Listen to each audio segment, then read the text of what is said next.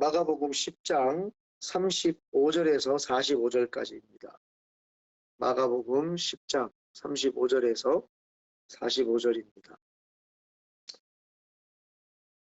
침대에 앉아가 다리 입을 쏙 덮고 있지 말고는 오세요.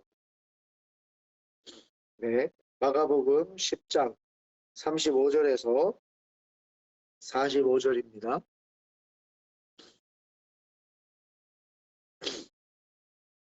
설마 누워서 듣고 계신 분은 없겠지요.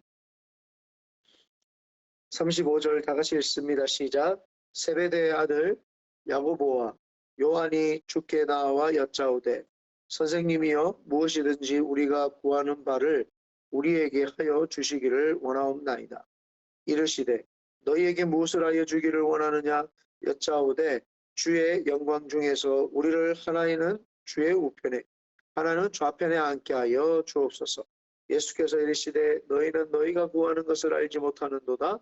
내가 마시는 잔을 너희가 마실 수 있으며 내가 받는 세례를 너희가 받을 수 있느냐. 그들이 말하되 할 수 있나이다.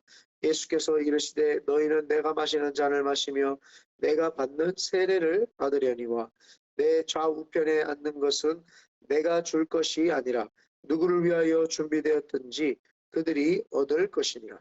열 제자가 듣고 야고보와 요한에 대하여 화를 내거늘 예수께서 불러다가 이르시되 이방인의 집권자들이 그들을 임의로 주관하고 그 고관들이 그들에게 권세를 부리는 줄을 너희가 알거니와 너희 중에는 그렇지 않을지니 너희 중에 누구든지 크고자 하는 자는 너희를 섬기는 자가 되고 너희 중에 누구든지 으뜸이 되고자 하는 자는 모든 사람의 종이 되어야 하리라. 인자가 온 것은 섬김을 받으려 함이 아니라 도리어 섬기려 하고 자기 목숨을 많은 사람의 대속물로 주려 함이니라. 아멘. 오늘 월요일인데도 많은 분들이 오셨네요.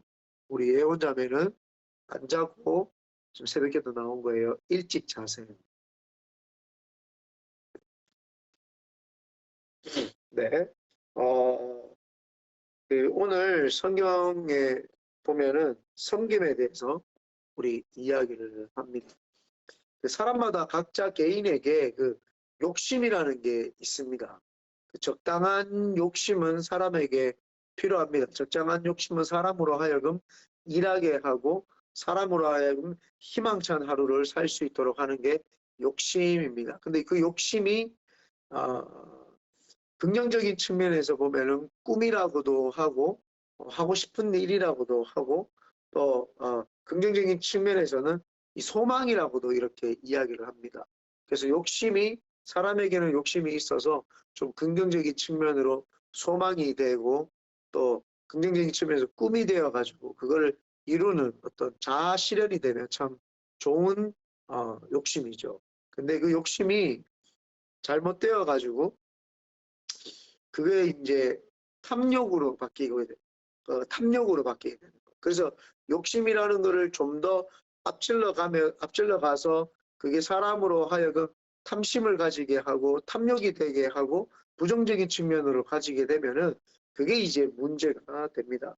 그래서 그게 여러 형태로 나타나는데 어떤 사람은 물욕, 어떤 사람은 성욕, 어떤 사람은 식욕, 또 어떤 사람은 그 권세욕, 뭐 이런 것들로 이제 자리를 잡게 되고 또 어떤 사람은 명예욕, 소유욕 등등으로 나타나게 되어 있습니다. 그래서 사람에게 이렇게 탐욕이 들어오게 되면은 욕심이 지나쳐서 탐심이 되고 탐욕이 다가오게 되면은 사람의 눈과 귀를 가리게 됩니다. 그래서 이성적인 판단이 흐려지고 사리 분별을 잘 이제 못하게 됩니다. 그래서 어떤 분들은 되게 점잖은 분이세요.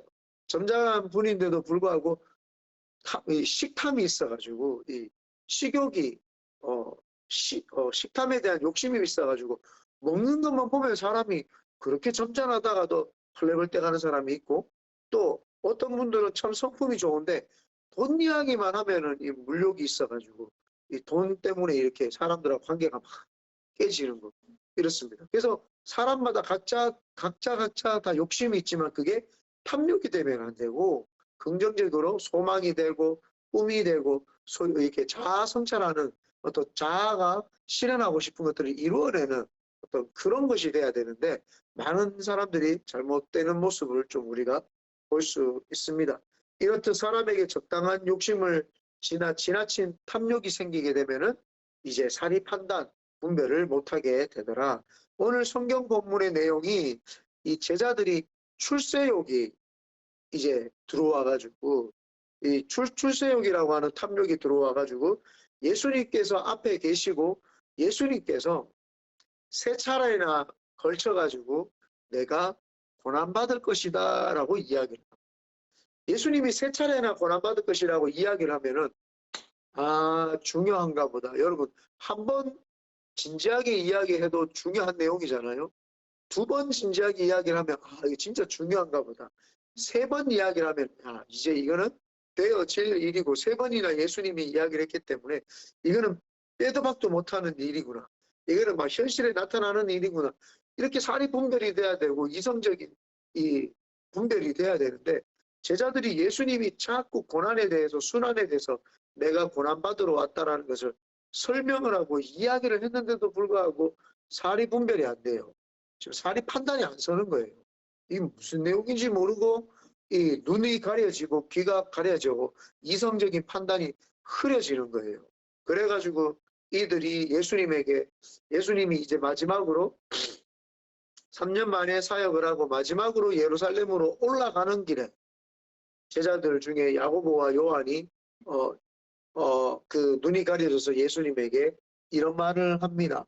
오늘 첫 구절입니다. 35절에 세베대의 아들 야고보와 요한이 주께 나와 여짜오되 선생님이여 무엇이든지 우리를 구하는 바를 우리에게 하여 주시기를 원하는.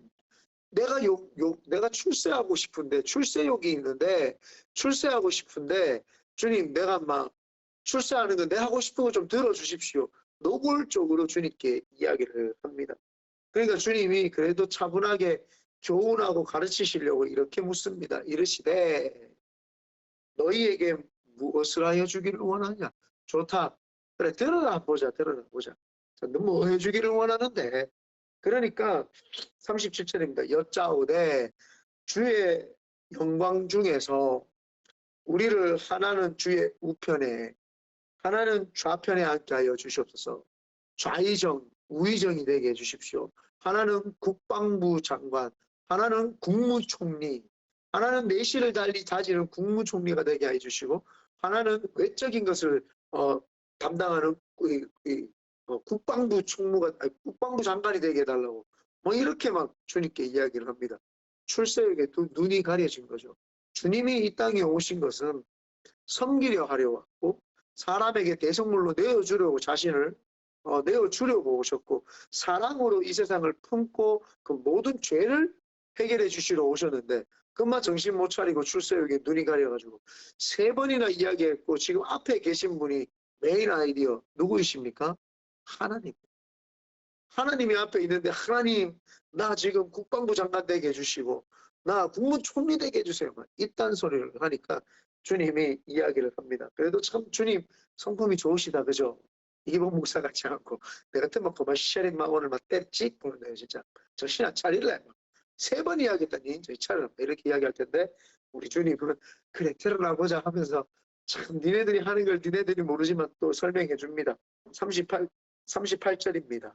예수께서 이르시되 너희는 너희가 구하는 것을 알지 못하는도다.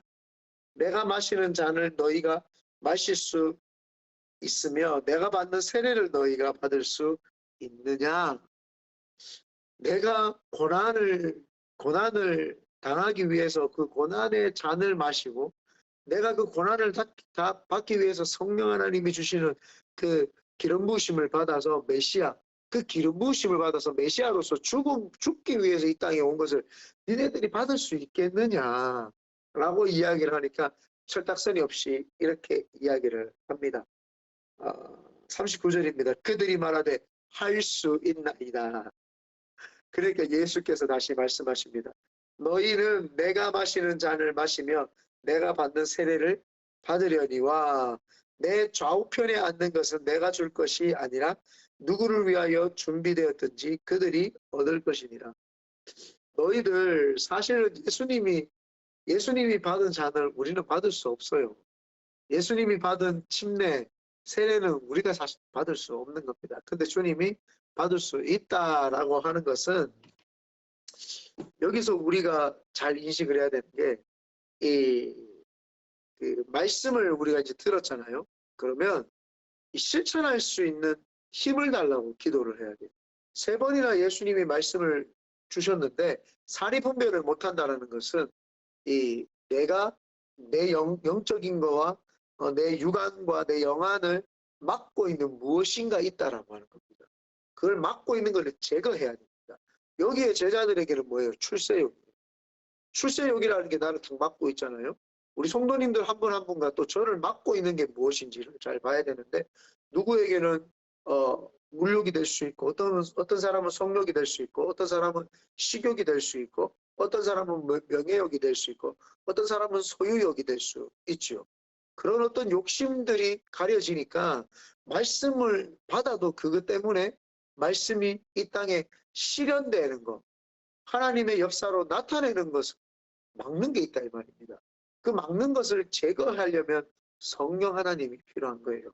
그래서 성령님을 모시고 오늘도 그분의 이끌림이 있도록 우리가 구원을 도움을 요청을 해야 되죠.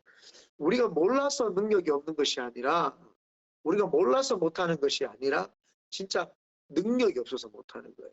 성령 하나님의 인도하심을 받고자 하는 능력이 있었으면 되는데 그 능력이 없어서 못하는 거예요. 그래서 제자들이 나중에 예수님이 이야기를 합니다. 제자들은 예수님이 주는 그 잔, 예수님이 받으셨던 잔과 그 세례를 사실은 능력이 없어서 받을 수 있는 그릇이 안 돼요. 근데 이 사람들이 이것을 받을 수 있는 그릇이 되는 게 문제예요. 그게 바로 오순절날 마가다락방이에요. 우리 순복음이 왜 오순절 계통 그 펜타코스탈 계열에서 우리 순복음이 성령 충만한 복음, 풀가스펠이라고 하는 말이 성령 충만한 복음이다 이 말입니다. 왜 성령 충만한 복음을 강조하고 성령님을 강조하느냐? 그 성령님을 만나고 안 만나고의 기점이 그 사람의 인생을 변화시키더라는 겁니다. 그래서 성령 하나님을 만나라 라고 많이 이야기를 하죠. 근데 신앙생활을 하다 보니까 성령 하나님을 다르게 많은 사람이 똑같이 받지 아니하고 어떤 사람은 점진적으로 받는 사람이 있고 어떤 사람은 한꺼번에 변화되는 사람이 있고 어떤 사람은 신앙을 점진적으로 오다가 한 순간에 어떤 기점에 하나님이 주시는 영감을 받아서 변화되는 사람도 있습니다. 그렇기 때문에 우리가 성령 하나님을 인식을 하고 늘 그분을 모시는 게 중요한 거지 한번 강력하게 받았다 점진적으로 받았다 어느 시점이었다 이건 중요하지 않습니다. 내가 오늘도 성령 하나님을 의지하고 모셔드리고 환영하느냐 내 삶의 욕심을 긍정적으로 소망과 꿈과 비전으로 만들어 주실 분이시냐 아니면 내가 내 사리사욕에 눈이 가려가지고 이게 탐욕이 되어가지고 내가 욕구하는 대로만 살아가느냐 이게 되게 중요하죠. 그래서 오늘 우리는 말씀을 들었을 때 실천하는 삶, 이 제자들이 그거 아닙니까? 그 마시는 잔과 주님이 받았던 세례, 성령 세례, 그 성령 세례를 이들이 받을 수 없는 자인데 받게끔 되는 것은 성령님이 인도해 주셨다라는 것이죠.